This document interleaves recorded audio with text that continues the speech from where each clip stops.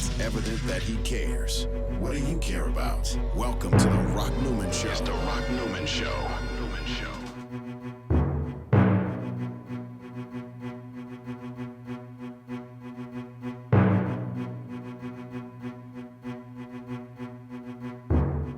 The Minister of Wellness Ministries and Rock Newman Show 2.0 present free community health fair and seminar Saturday, March 18th, 2023 at Union Temple Baptist Church, Washington, D.C. RSVP before we reach capacity, dmvhealthfair.eventbrite.com or click the link in the description box. If you can't make it in person, no worries. You can purchase the live stream link by visiting theministerofwellness.com under healing services, or once again, just click that link in the description box. Calling all potential vendors, sponsors, or volunteers, please submit a contact form via theministerofwellness.com or call 888-847-8026. That's 888-847-8026. It's high time for a health revolution. Greetings, beloved, and thank you for joining us. I'm not exactly sure on what day you'll see this program. It will be soon after it is recorded. But I want to say that today is Sunday, March the 12th, one day after March the 11th, when Howard University men's basketball team became the regular season champions, is also the tournament champions, and will be going to the big dance for the first time in 31 years. Our guest today is Yvette Carnell. So, being that we are both come from the campus of Howard University, Yvette, HU. Bison.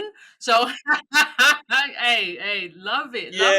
I love what's happening with HBCUs right now. Yes, indeed. The program is on the upswing, and I certainly, as a former athlete there and a lover of Bison land and all things Bison, yesterday is a good day. Today is a great day to continue to celebrate. Absolutely. So, Yvette, thank you so much for joining me. Thank you for inviting me. As I recollect, this is actually the first time, although we are both Bison, this is the first time we have spoken. Absolutely. Okay, all right. I just want to, I'm old, so I thought you're not that old, Rob. You're not that old. I might have forgotten something that you might have remembered. But I'm gonna, even though we've never spoken, from when I had the original Rock Newman show that started in 2013 and went up until the time of COVID, broadcasting from the studios at WHUT, Howard University Television. And then, it was a PBS affiliate. And then we would go to YouTube from that time. And then we were on hiatus, man, when COVID came. The studio was shut down. We were shut down. And I moved from Washington, D.C. to Florida. And so we were not on the air for a good 2 years. Came back on the air. And during that 7-year period of time, and since the fall when we came back on of 22, you, Yvette, have been one of the most requested guests that we get from people who comment, folks who like us, folks who love us, folks who don't like us. Your name has come up as much, if not more, than anyone else's. So you've got a following out there. You have some fans and supporters who have wanted you to weigh in on any variety of things that we are talking about. So to be able to finally get together is a pleasure, and I want to thank you again. Oh, I want to thank you for having me. And I want to thank the supporters. Listen, there is no movement without the people.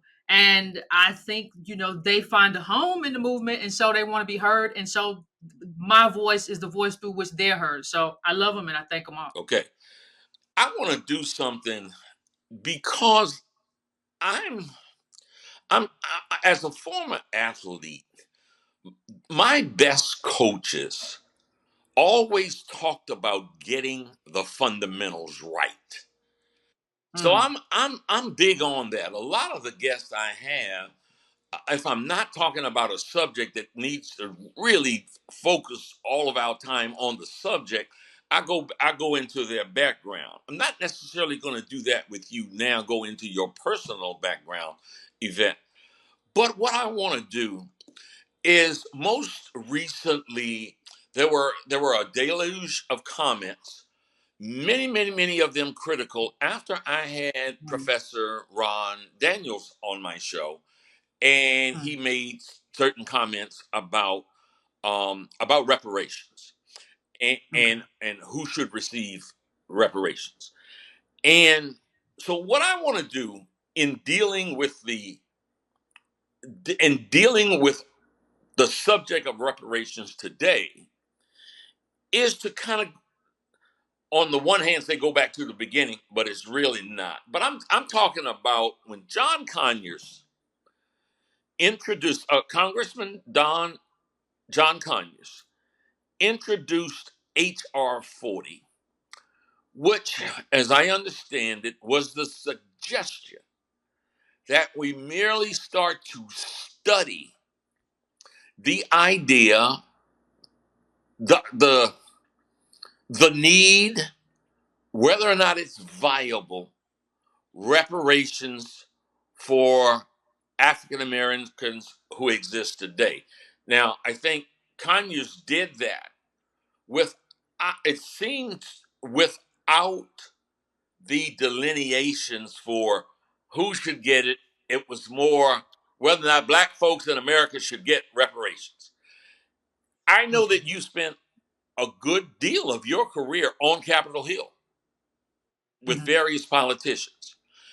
Hmm. To the extent that can you take us back to at least that point and share with the viewing audience what you know about that first initiative, and then we'll go from there. Well, I don't go back quite that far. I graduated in 99. So my Capitol Hill time was right after that in the early 2000s, then some advocacy time. So my time doesn't go back all the way that far. I'm familiar with all of that, but my time doesn't go back that far. Everybody knew that HR 40 existed. When we mainstreamed the reparations conversation, our first initiative was to have people sign on to HR 40. So when you see this deluge of co-sponsors in like 2018, 2017, 2019, that is a direct correlation to the A.D.O.S movement. The one thing that we found though, and we said, is that hey, HR 40 needs edits. And when we came in and tried to do that, the people who had been working on reparations for, and they said this is ours. Like you all mainstreamed it, you all gave it this voice, you all talked about it in terms of inheritance and wealth, you all made this case, but we have the relationships and we'll take it from here. So I don't my time doesn't go back as far as in terms of that, in terms of Conyers. I know the history of it, but my time is more Oh, no, recent. no, no, and I absolutely understand that, and I certainly didn't mean to try to date you by the question. I was just, I really, for people who may be watching, who look, you guys live this. I'm maybe a little vaguely more familiar than a whole lot of people that might be watching, but I just really wanted to touch on the HR 40 and what it was trying to do. Not so much, obviously, that you were around that time, but just to Hmm. try to give some voice to that and some explanation to what that effort was. Hmm. So, okay, so so you said something. It it it it made me feel some kind of way already, and that Tell was me. that the people who had been working on HR 40 said, okay, you all mainstreamed this idea. And by that, mainstream, I think by definition means you all started to popularize that initiative. and not just popularized. Let me just I mean, go ahead. Go ahead. not just popularized. One of the things that made I know what people say all the time is, well, there was a reparations conversation before y'all got here. Of course there was. The reparations conversation began after the Civil War. Of course there was a reparations conversation before we got here. We don't argue with that. It's not just popularizing it though. What we did through wealth and through data is we showed people that you're not going to make up this wealth that was plundered and stolen with from us. You're not going to make it up with income, right? We go to zero wealth by I think 2053. You're not going to make it up with income. That wealth is still in the system. That poverty is still in the system. So the thing that has to happen in terms of the wealth conversation that we were having is that you have to have reparations. So we started out having a wealth conversation about what we don't have and why we don't have it. And when you get to the point where people say, well, what is the solution? The solution has to be reparations. So it's not just the popularization that's part of it, but the other part of it is helping people understand why it's not a choice in terms of a policy initiative. It has to happen, and there has to be a kind of urgency behind it. Your kids' lives depend on it. So I think what we did was help people understand like why this isn't something, well, it'll be great if it happened. It would be wonderful. No, no, no, no. If you want your kids to have a life and they not drive Uber and Lyft and they have opportunities and they graduate and when they graduate from Howard or wherever, they have a plug and they need an outlet. If you want those things to happen, reparations has to happen. So I think we mainstreamed it. We got Marianne Williamson on that debate stage and talking about it. We got activists outside talking about it. But what else happened is that we help people understand that this is an urgent need. It's a debt. It's owed, and it has to happen because our future in America depends on it. So okay. I add to popularizing it, and that is that you all helped form and articulate a strategy for going forward. Let me say what made me, as I said, feel some kind of way was when you said that people who had been working on it before say, okay, y'all mainstreamed it, but this is ours.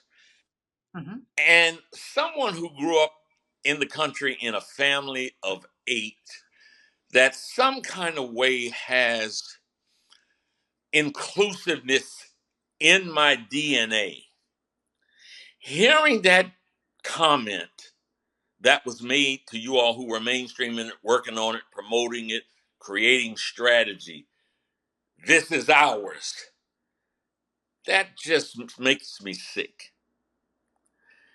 And tell me what happened after that. Well, we had an expectation that because we had I don't know if everybody remembers, but shout out to Jamie Young and a lot of people on the ground who were running up to Congress people and saying, why haven't you signed on the HR 40? Why haven't you done this? And they started signing on. And so our belief was that, okay, we have provided this foundation. We have created a movement, not just a set of talking points or whatever the case may be. We have created a movement. Of course, we're going to be included in these conversations. That's not what happened. You had Ron Daniels on the show, and he said, and I watched the show, they need to learn how to behave. They need to learn how to learn how to talk to people. And you have people who have created this space and this stage to where reparations is now being talked about across America. It has become mainstreamed as something that has to be on the agenda. And for him to say, well, and he said something, well, I hear that they're Russians. Well, there's never been any proof of that. As a matter of fact, Harvard wrote something where they accused us of everything under the moon. And there are people from reparations, what is it? Reparations United. Cam Howard said, he started pushing that. Hey, you got to read this Harvard thing about A.D.O.S. I saw him on different shows talking about that. Well, Harvard had to retract that because it wasn't true. So if you're going to talk about us working together and being a collective, I have to bring up the fact that these people were spreading rumors that were from Harvard, which were untrue. So you have this really wealthy white college who has said untrue things, slanderous things about we believe to be slanderous that they had to retract. Harvard never retracts anything. So for them to have to retract, this had to be really Did you bad. And you have people inside our did movement saying, a reparations movement saying this is true about did you sue them? Because in really kind of rushing to put this together, I was on the road 15 hours yesterday. But it. did you sue them? Yes, we're in litigation now. Against Harvard. Yes. Can you just give me the nuts and bolts of what the litigation is? Well, the nuts and bolts is this cost us a lot when you look at the movement, right? In terms of the fact that this thing was given legs, we were accused of disinformation. We were agents. We were Russian bots. This stuff, these rumors that were being passed around about us really cost us a lot personally, professionally, and for me, the biggest thing for me is what it cost the movement. Because when people can pass around something from Harvard, people tend to think, "Hey, this must be true. It comes from Harvard." So we're saying that this was basically voter suppression to me, because what you said in terms of trying to handicap our movement is that these people are a disinformation campaign. And And really, I sort of feel like you said that because you don't want this movement that is A.D.O.S led, that is fighting for A.D.O.S people. So I feel like the best way for them to deal with that is to accuse us of things that are not true. and um, one of the you spoke of rumors. One of the Hmm. rumors that I heard a while ago, that I've heard lately also, and frankly speaking, I try to, in a very objective and fair way, talk to people who claim to be involved, who claim to be wanting to do the right thing vis-a-vis reparations. And Hmm. one of the popular rumors was that there was a there was right-wing funding Mm. that for your group, and that one of the examples, one of the pieces of proof of it was then language that you guys were using to suppress the vote. And you say what? We have only received money. Like, we have only received money from A.D.O.S donors. These are small donations that I get $5, $10, cash out. Love it, Yvette. Love what you're doing. That sort of thing. That's it. There are no Russian funders or donors. And the funniest thing is that nobody was ever called on to say, "Hey, show me proof. Show me proof. Show me where this. Show me. Like, listen. Show me where this happened." When the Democratic Party was paying people on Twitter to say stuff, it came out. It always comes out. The truth always comes out. We don't. There's another reparations group, I can't remember their name, who have been accused of having a relationship with Russians, and apparently they flew to Russia.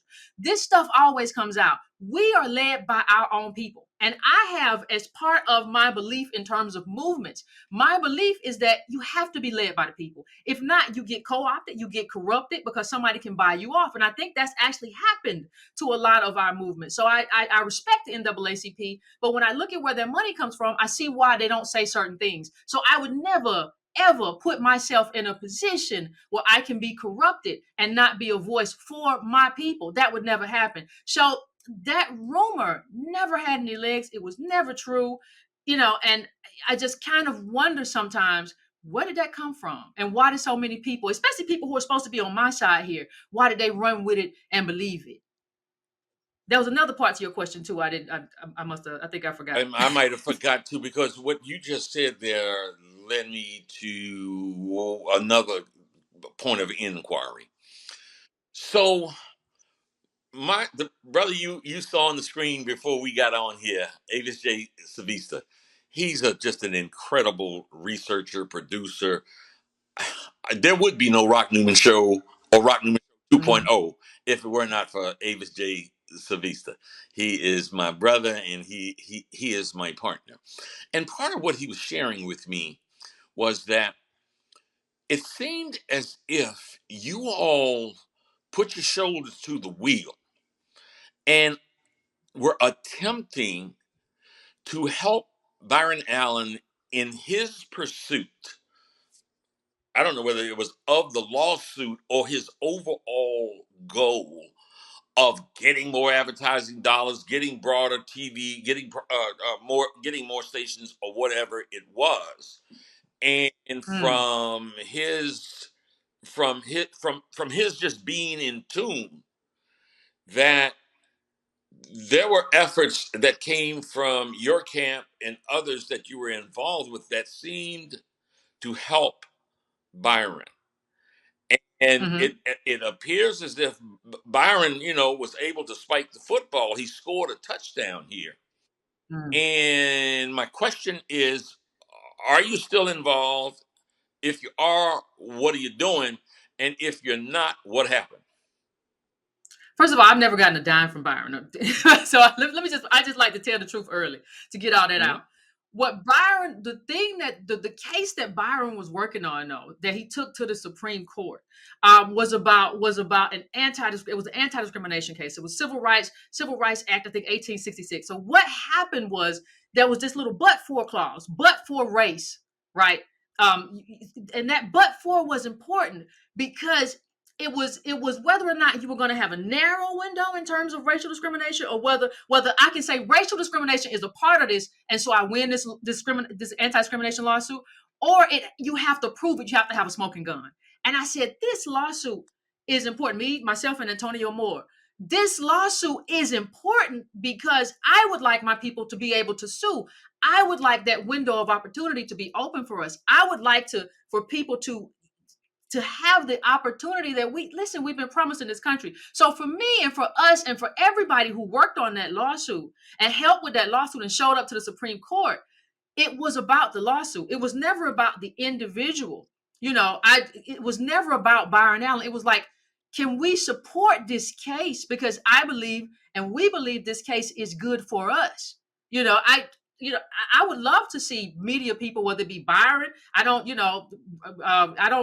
a fan of Roland Martin, but I would love to see him. I do media online. I would love to see us get that, but that's not what the lawsuit was about. The lawsuit was about discrimination. And so at this point, there's no uh, formal or semi-formal relationship between your group and what Byron has done or is doing. No, no, Okay, no. Byron is acting as an independent businessman. I see him a lot on TV. He's acting independently, though, of the movement, okay, both financially and all right. otherwise. Let me go back to one more of those rumors. It was that Sure. A.D.O.S was formed, if I'm saying this correctly. And Avis, if I'm not saying this correctly, or you can't really text me, but okay, so it was that A.D.O.S was formed, a group of, for, and about the people, and then you, Yvette, and a partner or some variation thereof attempted to incorporate and own this initiative of the people. Can you please respond? No. Well, I think the thing that it wasn't an attempt to incorporate our own. So what happened was initially the movement was sort of, how people say there can't be any leaders, the movement can't have leaders. That's how it started, right? And people were kind of doing their own thing. The problem is that became very problematic. People were doing things. It's kind of like what happened to Black Lives Matter. You saw Black Lives Matter, and people were going out and screaming Black Lives Matters and doing stuff that people inside Black Lives Matter may not have condoned. And so when you see that, what I said is that there has to be some kind of hierarchy here. There has to be some kind of rule making here, because what's going to happen if we don't do it that way, whether you think about Occupy Wall Street or what's happening with Black Lives Matter, people are just going to take over. Somebody's going to do something violent. Somebody's going to do something and do it in our name, and we're finished. And so we made it into a foundation. So A.D.O.S is now a 501c4. We do advocacy. I am the president of the foundation. We have directors of the foundation. We have directors of outreach, directors of policy, things like that. We're about to launch a variety of chapters, and so that's what, when you talk about incorporating what we're doing, yes, we had to incorporate what we're doing because we want what we're doing to succeed. And to the people who always say, well, you don't necessarily need to do that, well, I think I do, because the thing that happens is that armies have platoon leaders and captains and generals for a reason. There has to be some kind of hierarchy, and with that hierarchy means the buck stops somewhere. So if something bad happens, the buck stops with Yvette Carnell. You have to have somebody that takes full responsibility for everything that happens. Okay, one of the great heroes from Howard University is Brother Stokely Carmichael, who became Kwame Ture. when one would call Kwame, he would answer the phone saying, Ready ready for the for the revolution. revolution. And to the core of his being, he communicated the goal of Pan Africanism, of being a Pan Mhm. Africanist. And when we talk about reparations, we start to get into um, when we start to get into terms, and we start to get into what seems to be territories and cliques. So first, I want to ask if you would please identify, you who have worked in this space now somewhat religiously for several years. When you talk about reparations, one, are you talking about reparations just speaking to this government here of the not so United States, or are you talking about reparations around the globe? I'm talking about reparations in these United States. And let me tell you why. If I go, if I talk to a Haitian American, or if I go to Haiti and I talk to somebody and they talk about getting reparations from the French, I support that effort, but I know that I'm not included, right? That's not my lineage, that's not my story. And if they get reparations tomorrow, I will cheer with them, I will go there, I will celebrate with them, but I know I don't get a check, right? I will be in solidarity with them. I don't get any money from that. And that's the same thing if you, I don't care whether you talk about Namibia, I don't care whether you go to the Congo. These people, a justice claim is based on a specific country. And in this specific country, in these United States of America, we built a particular country, right?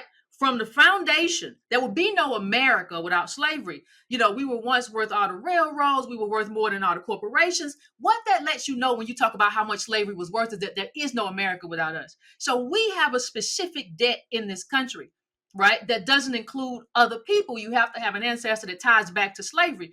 Now, that doesn't mean that we can't have solidarity with people and their struggles everywhere. That doesn't mean that we don't have solidarity with CARICOM and everybody else who is fighting for their specific justice claim wherever they are. And it certainly doesn't mean that we don't have, if you go to adosfoundation.org right now, we have an actual Black agenda because we want to have certain protections in place for people who are here who don't have the same lineage. But our justice claim is sacred, and it's sacred for everybody else too. So I don't know why this is surprising, because you know the Haitians don't say, hey, we include Zimbabwe, hey, we include South Africa when we say we need reparations from the French. So this shouldn't surprise anyone. And I'm honestly sometimes just kind of taken aback that it does. But yes, our justice claim and our reparations movement is for us in this country, and we don't feel that that should get in the way.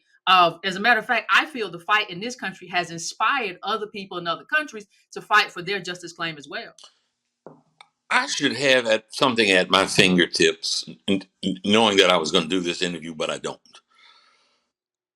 So I had another guest on, um, Tariq Nasheed, and Tariq spoke about passionately about reparations, and the name of his group is Foundational Black Americans, FBO. Um, mm, please pardon me for not having that at my fingertip. You may know what it is. Do you? Do you know the name of his group? I know what it is because it's a clone of A.D.O.S. If you go through Tariq's timeline, he spends a lot of time early on saying, "Oh, this A.D.O.S stuff is wonderful. Yvette Carnell and Antonio Moore are godsend. You know, I should have thought of this." And then when we say, "Hey, we lead this," you know, we're leading this movement. He says, well, he takes something that Claude Anderson said in terms of foundational Black Americans, and he tries to take ownership of it. So I know what it is because it's a clone of what we were doing. Because Tariq is a Pan Africanist. He's always been a Pan Africanist, right? And he decided to, hey, this lineage, and is because my belief is that he decided to do that because it's a way to make money. But I don't take it seriously. I think it's just a way to kind of sell things or whatever. I don't think that's a serious movement, but I think it can be a moneymaker. That's not what I want to do for my people. Okay, so you know what, man? Look, the the elders, the elders that I've spoken to about this, who have had some consternation about what it is you have done and what it is you're doing and what it is that Tariq is doing, and your your characterization right there about what Tariq is doing and whatever criticism Tariq has of you, you know, I'm gonna speak to the ancestors a lot smarter than me and maybe a lot more persuasive than me, and come up with great the words of that great philosopher Rodney King, who said, "Can't we all just get along?" Do you see a path for that? I see a path to building a movement, Okay. but and I don't even think we're halfway done with building that Mm-hmm. movement. But I think we have to understand one thing. Inclusivity is not more important than exclusivity when it comes to a movement. There are some people who, if you include them in what you're doing, they bring a level of toxicity that will destroy what you're doing. And so I do understand that. I can't have people in this movement. I try to be respectful. I'm respectful of everybody. Right? I don't go around calling black immigrants tethers, or making real nasty remarks about them. And when Tariq's people do that, it's problematic. When that's encouraged by him, it's problematic, because you can't have any kind of solidarity with people who are using our justice claim to mock and diminish other people. It's not serious. And so you have to build a space for serious people who want to do serious work. And to the extent that the elders want to do that and come and have that conversation, I am here for that. So if they want to come respectfully and not tell me as a 47-year-old woman that I'm misbehaving or something of that nature, or leave. Listen, I walked to the car with Ron Daniels, and I said, I think me and you should talk. Because I was at a round table in Atlanta, and he was there, and he was disagreeable there too, and he was critical of us there too. But since we were walking to the car together, I told him, I said, you know what, Mr. Daniels, I think God wants me and you to talk. That man said not one word to me. So I think when you talk about kind of having some type of solidarity, I think I always try to, if I feel like you can do something serious and you can do serious work, and we can, hey, you don't have to like me. We just have to get this politics together. You can go back to disliking me or talking bad about me. I do not care if we can get our politics right. I don't think I'm the person who stands in the way of that, though. But I will exclude people who are not serious, who come here just to mock and make fun of certain people. I will exclude that, because that's not serious, and we have a lot of serious work to do. So I said more than once, and I'm about to say it again, that I come to this platform, and I started doing my show. And so many people who have shows talk about they come with just an open mind and an objective voice, and they don't have an agenda. Whether it makes me right, wrong, valuable, or invaluable, I have an agenda. I spoke of Ron Daniels, you spoke of Ron Daniels. He said something, he said something a while ago when I was interviewing him, not in the last time, the one that you just recently saw. And he was explaining something. So he said, Rock, well, I'm a race man. I mean, you're a race man, and somebody else he was saying, is a race man. And of course I had heard that terminology many times, but I hadn't really looked it up. And I just recently said that I did. I looked it up, and it said someone, whether it's a race man or a race woman, someone really first and foremost concerned with all things for the betterment of their race. And I was like, Okay, yeah, I wear that. I wear that, and I wear that proudly. Um, do not be surprised, Yvette. I have an idea. I'm going to talk. I'm going to say it here in public, but it's something that I think would have the greatest chance of success being done in private, where no one would feel a need to grandstand, no one would feel a need to overtalk somebody else, act like they're smarter, to being the smartest one in the room. But voices who we can, as best we can, determine are really committed to the absolute necessity and fairness of just fairness that would be substantive reparations, because it would take an intellectual, ethical coup d'etat of reasoning not to understand that 250 years or more and more of free labor that built the most powerful force in this on this planet for free without compensation,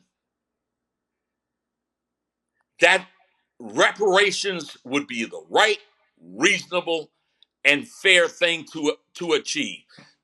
You know how much and exactly where it goes and all of that is to be worked out, but as a concept, one cannot to deny it is to not appear to have a bone of fairness in your body.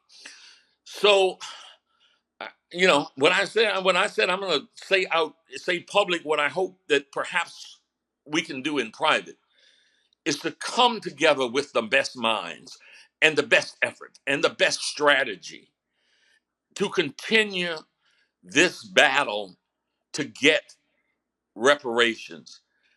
And as much as it is needed, Yvette, the work that you are doing, and it is undoubtedly when you are in the vineyard, when you are in the field, you see what a heavy cross it is. The slings and the arrows come.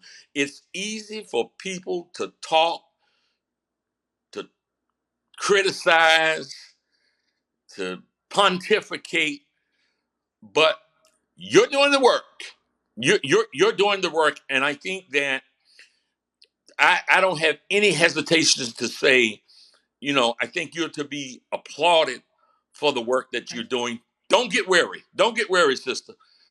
We gotta keep going. We gotta get the right shoulders to the wheel to move this forward. And I think it's going to take a broad-based effort. And I certainly, from my little corner of the world, will be trying to help in that process. Well, I absolutely, I appreciate you, and I appreciate this conversation. I think part of what you do and what everybody else does in terms of the people who do it well, is to allow us to have this conversation, right? And to understand ourselves better in terms of why we're doing what we're doing. I would have appreciated, my DM's open, my email is public. Some of the people who are critical or whatever, you say do things in private, it might be okay to just send me an email, might be okay to just shoot me a DM, as opposed to going on TV and saying, they're funded by the Russians or what have you. I just wasn't brought up to believe what white media says about anything. I wasn't brought up to believe what white institutions say about anything. So if they start saying, "Hey, this is Yvette and A.D.O.S is funded by them," if I have a doorway to Yvette, I'm gonna ask Yvette first. And I think we could. I think if we can do that, we'll at least have a situation where we don't have these misconceptions about Russian funding. I never met a Russian in my life, as far as I know, and this thing caught legs. And I understand why it caught legs amongst amongst mainstream people. I understand what they're trying to do in terms of trying to kill this movement. But I really was disheartened by the number of my own people who ran with that. And it felt like they were running with it just not because they believed it, but because they needed A.D.O.S to be out of the way as well, as opposed to working with A.D.O.S. Yeah, and Yvette, that I'm talking about private, I'm talking about, as opposed to, as we're doing right now, where there is a private, where we're sitting around a table, an unpublicized getting together of people that we feel as if we can believe and trust, and Lord knows I'm going to use some vernacular from, I think I've had the blessing of knowing people in high places and in very low places, and Oh yeah, that I looked you up too. You do.